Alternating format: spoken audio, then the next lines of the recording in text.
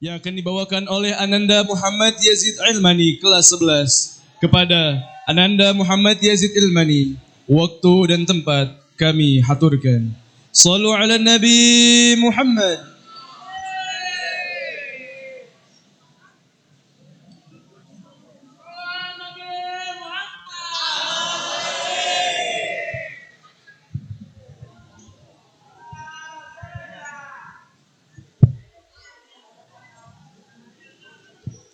Sebelum saya salam, enaknya kita sholawatan bersama-sama. Setuju? Muhammadun Bashar bal huwa kal yaquti bainal Muhammadun Basharul akal bashari bal huwa kal yaquti bainal hanjari. Sebelum salam, saya ada pantun. Kira-kira boleh apa kagak ini? Boleh. Jalan-jalan main ke rumah Ahmad. Si Ahmad anaknya Pak Mamat. Kalau kita semua mau dianggap umatnya Nabi Muhammad, maka jawab salamnya mesti semangat. Setuju? Assalamualaikum warahmatullahi wabarakatuh.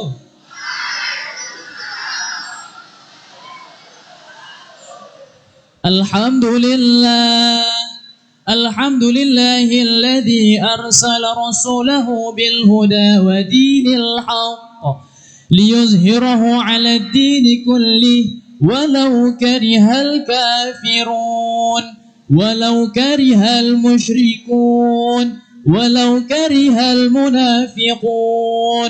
Asyhadu an la ilaha illallah wa asyhadu anna Muhammadan 'abduhu wa rasuluh shadiqul wa'dil amin.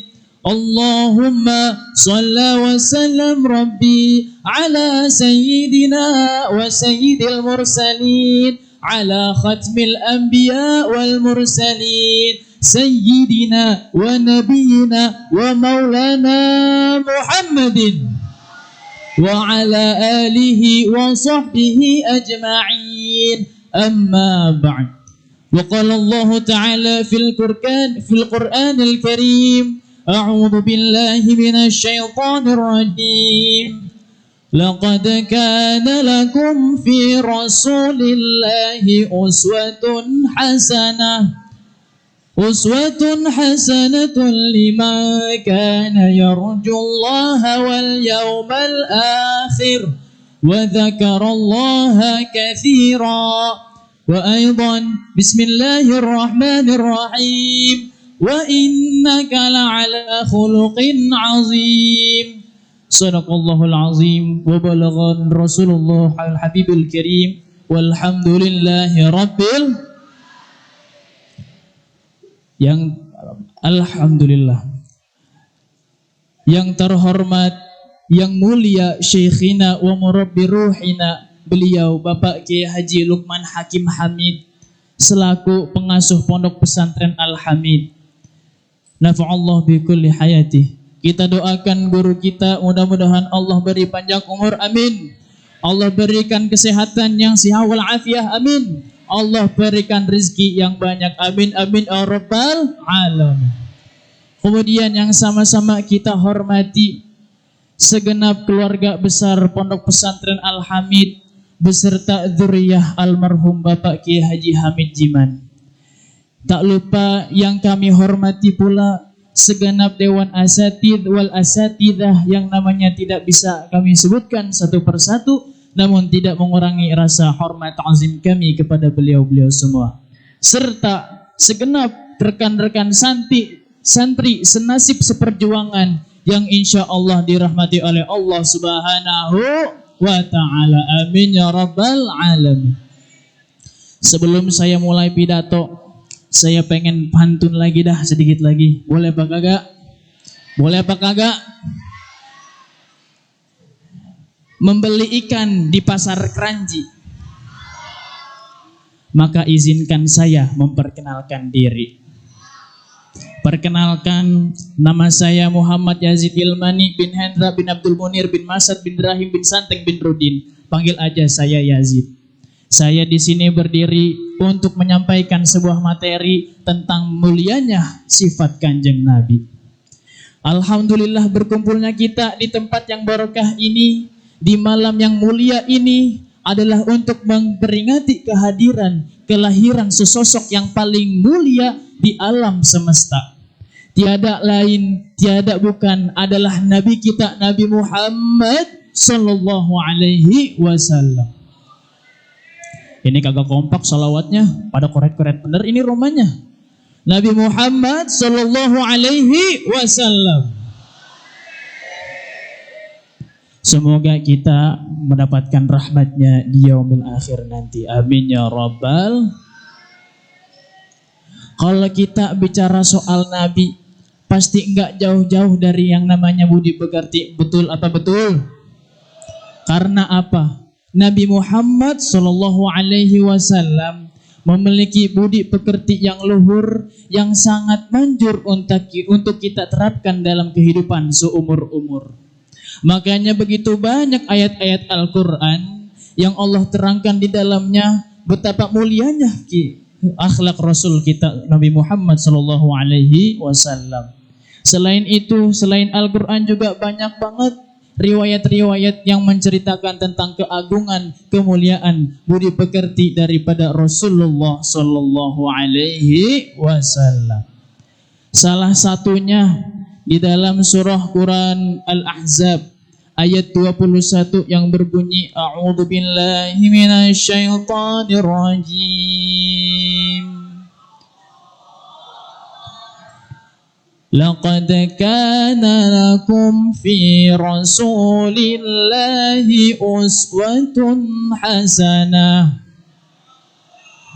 Uswatun hasanatun liman kana yarjullaha wal yawmal akhir wa dzakarallaha katsira. Sadaqallahul azim. Artinya adalah telah ada bagi kalian, bagi siapa? Yaitu bagi kita umat manusia. Apa? Seorang utusan yang memiliki percontohan yang sangat mulia, yang memiliki suri tauladan yang sangat baik. Bagi siapa? Liman kana yarjullaha wal yawmal akhir wa dzakarallaha katsira. Yaitu bagi orang-orang yang mengharapkan ridhonya Allah, yang mengharapkan pahala dari Allah, yang mengharapkan rahmat dari Allah, dan mempercayai adanya hari kiamat, serta orang yang banyak berzikir kepada Allah Subhanahu wa ta'ala. Maka kita sebagai santri Al-Hamid, sebagai pemuda yang akan meneruskan kepemimpinan bangsa ini, harus bisa meneladani akhlaknya Nabi. Nabi diutus ke bumi bukan sembarangan tugasnya, yaitu tugasnya adalah untuk menyempurnakan akhlak, untuk meninggikan moralitas manusia. Karena kala itu di zaman jahiliyah, nyawa udah kagak ada harganya. Kemudian Allah juga menerangkan di dalam ayat yang lain, yang menerangkan bahwasanya Nabi memiliki akhlak yang luar biasa mulianya. Terdapat di dalam Quran surah Al-Qalam. A'udzu billahi minasyaitonir rajim. A'udzu billahi minasyaitonir rajim. Wa innaka la'ala khuluqin azim. Bahwasanya di dalam diri Nabi terdapat akhlak yang azim, akhlak yang agung. Maka kita sebagai santri Al-Hamid, sebagai santri Bapak Kiai Haji Lukman Hakim Hamid, harus bisa membanggakan nama pondok pesantren ini dengan cara berperilaku seperti Nabi, dengan cara menempuh jalannya Nabi sebagai seorang insan yang mulia. Hadirin, sehat? Sehat apa kagak ini? Alhamdulillah. Kalau kita ingat-ingat Dulu pas kita kelas 1 ada namanya nazom yang dikarang sama Syekh Ahmad Al-Marzuqi. Kira-kira ada yang tahu apa nazomannya? Yang kencang? Aqidatul Awam, 100 buat ente. Aqidatul Awam ini adalah sebuah nazom, sebuah syair yang di dalamnya berisi tentang ilmu ketauhidan. Ilmu ketauhidan. Yang mana dalam salah satu syairnya, di situ Syekh Ahmad Al-Marzuqi menerangkan bahwasanya terdapat sifat Nabi yang sangat mulia. Kira-kira pada apal apa kagak nih? Apal, yakin apal? Kalau begitu kita syairkan bersama-sama. Arsala anbiya dzawil fatana wa tablighi wal amanah. Nah, oke, makasih. Emang keren santri Al-Hamid, pada pinter-pinter, pada rajin-rajin. Tepuk tangan untuk kita semua. Bahwasanya di situ Syekh Ahmad Al-Marzuqi menerangkan terdapat 4 sifat yang mulia bagi utusan alam. Apa aja? Yang pertama ada fatong, yang kedua ada yang ketiga tablik, yang keempat amal. Biar kita makin cinta sama Nabi, biar kita makin dekat sama Nabi, makin kenal sama Nabi, ayo kita pretelin satu persatu. Yang pertama, Nabi memiliki sifat namanya fatonah. Apa artinya fatonah? Ada yang tahu? Cerdas. Nabi Muhammad Sallallahu Alaihi Wasallam memiliki kecerdasan yang tiada batas. Bahkan kalau kita bahas, maka nggak akan bisa tuntas. Karena Nabi Muhammad bukan hanya sekedar cerdas, bukan hanya sekedar pinter, tapi begitu banyak penafsiran-penafsiran tentang sifatnya Nabi Muhammad tentang fatonah. Bisa berarti fatonah itu adalah bijaksana, bisa berarti adil, bisa berarti arif, bisa berarti cerdik.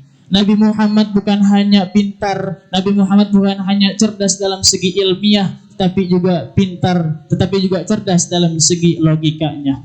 Kata Nabi Muhammad SAW, "Ana Madinatul Ilm wa Ali babuha." Sungguhnya aku adalah kotanya ilmu, sedangkan Ali adalah pintunya. Kebayang kagak betapa cerdasnya Nabi? Kebayang kagak? Kebayang kagak? Kagak. Nabi Muhammad SAW ilmunya itu sangat banyak, luar biasa. Terdapat suatu kisah tentang sifat fatonah ini, tentang kecerdasan Nabi, bagaimana cara Nabi menyelesaikan suatu problematika kehidupan. Di dalam suatu kota bernama Mekah Al-Mukarramah, yang di dalamnya terdapat sebuah bangunan bernama Ka'bah. Ka'bah itu ada batu hitam legam, yang mana hitam tersebut diakibatkan oleh dosanya umat manusia. Ada yang tahu kira-kira itu batu apa? Hajar artinya batu, aswad artinya hitam. Kemudian ketika itu Hajar Aswad terjatuh dari tempat letaknya. Melihat hal tersebut, para pemuka-pemuka Quraisy, para pembesar-pembesar kabilah Arab berkumpul dan bertanya, apa nih yang mesti kita lakuin? Akhirnya mereka bersepakat bahwasannya itu batu harus dikembalikan ke tempatnya, yaitu ke tempat semestinya. Tapi itu bukanlah sebuah permasalahan yang mudah bagi kaum Arab. Kenapa? Yang namanya Arab, padang pasir, udah gersang, panas, kering. Kira-kira orang yang hidup di situ hatinya pada adem apa panas? Pada panas. Makanya sekedar nempatin batu aja dijadiin perdebatan, dijadiin permasalahan. Mereka merasa bahwasanya diri mereka lah yang paling pantas untuk mendapatkan kehormatan meletakkan kembali batu Hajar Aswad di tempatnya. Mereka saling berdebat, saling menggunjing, saling menghina, saling merendahkan satu sama lain, dan merasa bahwa dirinya lah yang paling berhak untuk meletakkan Hajar Aswad. Tapi alhamdulillahnya nih hadirin, bahwasanya perdebatan tersebut berujung kepada sebuah kesepakatan. Apa kesepakatannya? Kesempatannya itu, bagaimana kalau besok pagi siapa yang datang paling awal ke Ka'bah ini, dia yang berhak untuk meletakkan Hajar Aswad. Setuju mereka. Akhirnya pada balik dah tuh. Keesokan paginya ternyata yang datang paling awal ke Ka'bah adalah Nabi kita tercinta, Nabi Muhammad sallallahu alaihi wasallam. Bukan para kabilah Arab, bukan. Ketika tahu Nabi Muhammad yang datang, baru datang mereka pada berujuk-berujukan, pada datangan. Nah, mereka cerita tuh kepada Nabi tentang masalah tersebut. Kemudian apa kata Nabi? Kata Nabi, udah, kita selesaikan masalah ini dengan cara yang paling adil. Kita cari kain. Akhirnya dicari datu kain. Kainnya ketemu, Nabi Muhammad SAW mengajak para pemuka-pemuka tersebut untuk meletakkan batu Hajar Aswad di atas kain tersebut. Diangkat datu barang-barang batu Hajar Aswadnya. Ketika batu Hajar Aswad itu sudah ditaruh di atas kain, Nabi Muhammad memerintah agar bersama-sama kita letakkan barang-barang ini batu ke tempatnya semula. Akhirnya keputusan yang bijaksana Nabi, keputusan yang cerdasnya Nabi ini dapat menyelesaikan permasalahan tanpa adanya perdebatan. Hebat apa kagak ini? Hebat.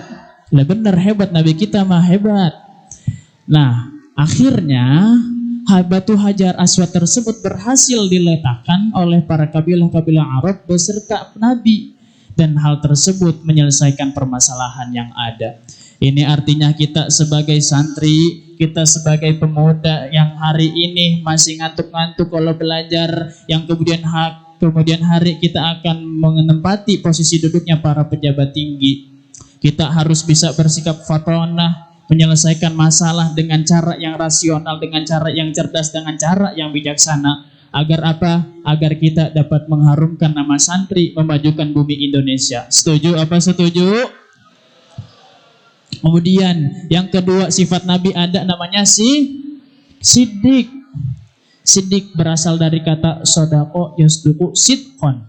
Artinya benar. Siddiq itu artinya benar atau jujur. Nabi Muhammad SAW jarang banget yang namanya ngomong, jarang banget yang namanya ngobrol. Lah kita, nih para hadirin, lah kita di kamar kita ngobrol, di kamar mandi kita ngobrol, lagi buang air ngobrol juga, bagaimana itu coba? Lah tapi kalau di masjid kita pada ngapain kira-kira? Ngobrol. Yang ngobrol mau ngobrol, yang jikir majikir. Tapi insya Allah santri Al-Hamid bisa menahan lisannya dari perbuatan-perbuatan komor. Amin ya rabbal alamin. Nabi Muhammad SAW adalah orang yang bisa menjaga lisannya. Nabi Muhammad SAW gak pernah berkata-kata kecuali perkataannya itu adalah sebuah buih-buih permata. Makanya kita tahu dalam salah satu sholawat yang mana hal tersebut berisi tentang betapa mulianya perkataan Nabi. Tim Hadro kira-kira siapa apa kagak ini mainin alat musiknya? Siapa apa kagak ini? Siap. Anda yakin ini sholawat udah kagak asing lagi di antara kita semua karena saling dilantunin bareng-bareng. Tim Hadro siap? Santri siap? Ayo kita bersalawat bersama-sama mengharap Nabi Muhammad hadir di tengah-tengah kita. Ya Rasulullah, salamun alaik, ya Rafi'an syah, Fatayati,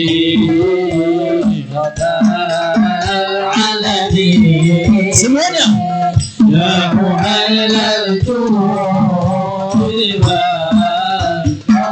wajahnya indah bagai purnama,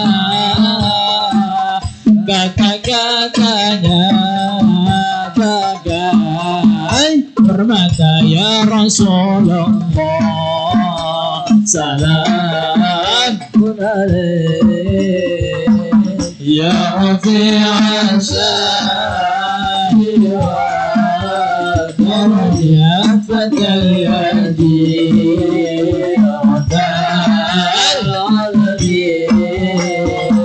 ya muhailal jud,